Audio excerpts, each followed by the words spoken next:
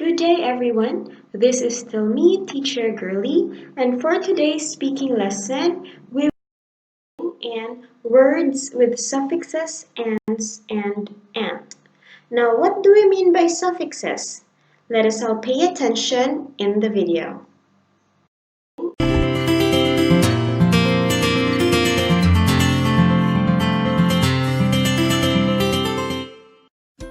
Suffixes. A syllable or a word part added to the end of a word is called a suffix. For example, teacher, playful, dependable, homeless. A suffix has a meaning. Some suffixes like able, less, etc. are words too. Able means is able to. Less means to be without.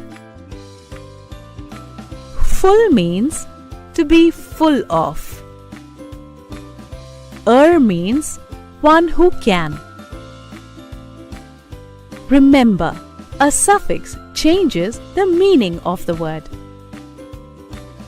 Some antonyms are formed by adding suffixes to words. For example, pain plus full is equal to painful. Pain plus less is equal to painless.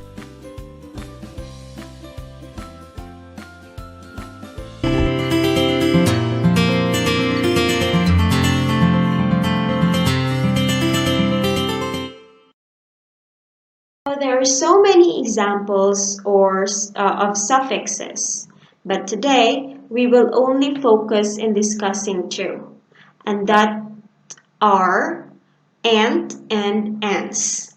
Now, the suffix ant is used to imply the cause or performer of an action.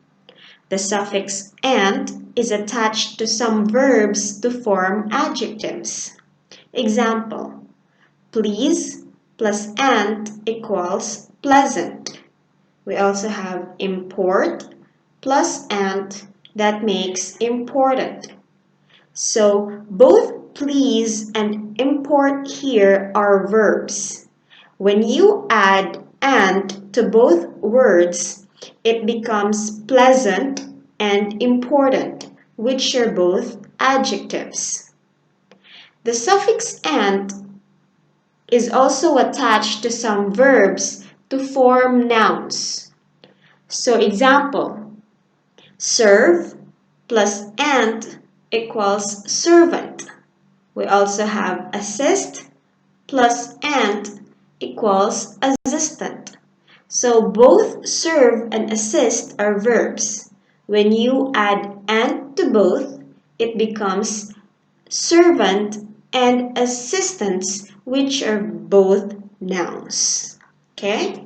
So the second suffix that we are talking about for today is the suffix ans. Ans is used to indicate an action, state or condition, or quality. The suffix ans is attached to verb roots to form nouns.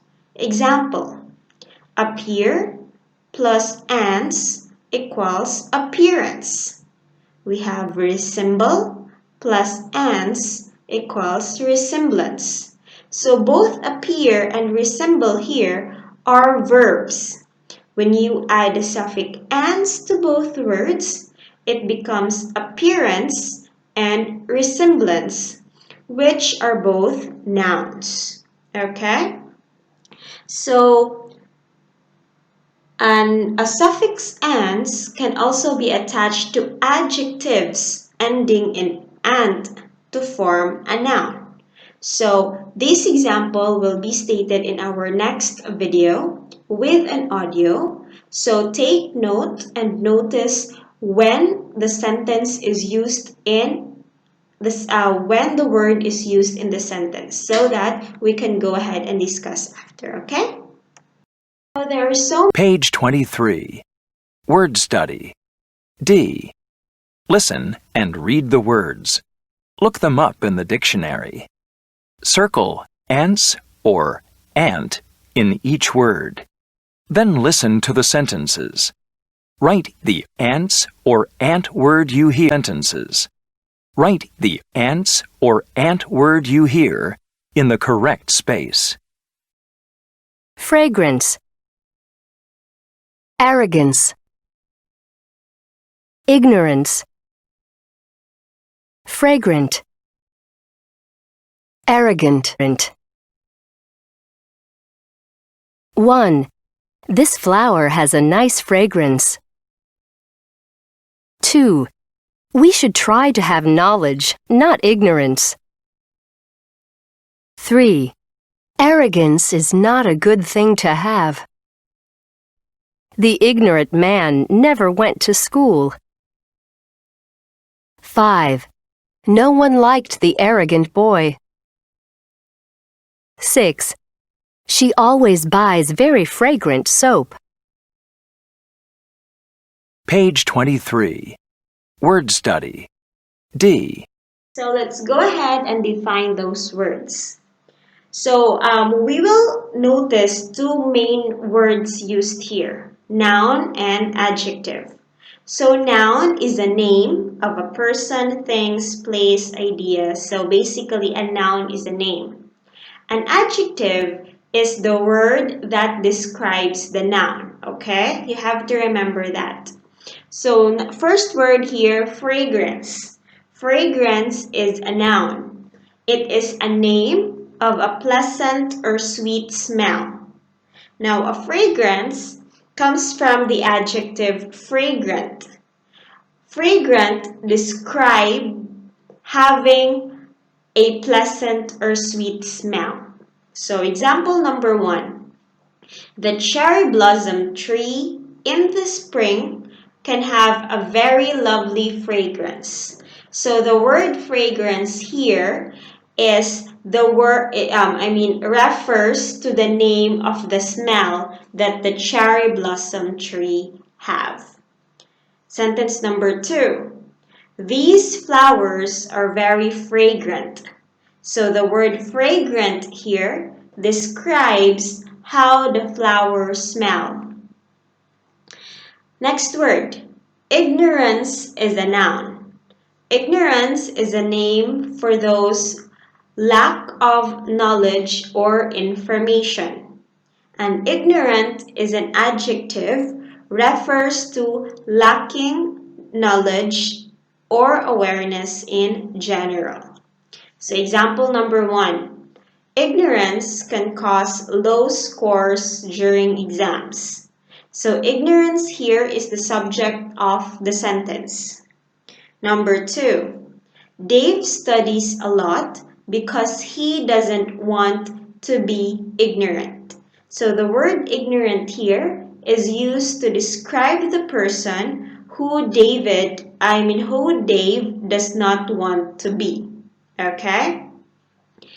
Next, arrogance. Arrogance is a noun. It is the quality of being boastful or conceited. Now, when you mean those boastful or conceited, these are the people who are unpleasantly proud of themselves. These are these people who think so highly of themselves. These are the people who have too much self-importance, and those people who are egoistic. So next word, arrogant. It is to describe a person who have or who reveal an exaggerated sense of one's own importance or abilities.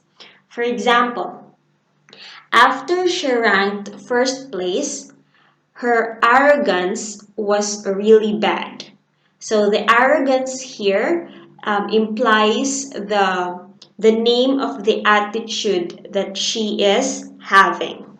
And then example number 2, he acted arrogant and his friends didn't like it.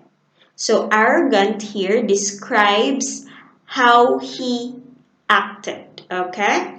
So we have here fragrance, fragrant, ignorance, ignorant, arrogance, arrogant. I do hope that you actually were able to differentiate each words, and that you will be able to use these words in the future. So that will be all for our speaking lesson for this week. I do hope that you did enjoy and you did learn something. Thank you so much for listening. Bye.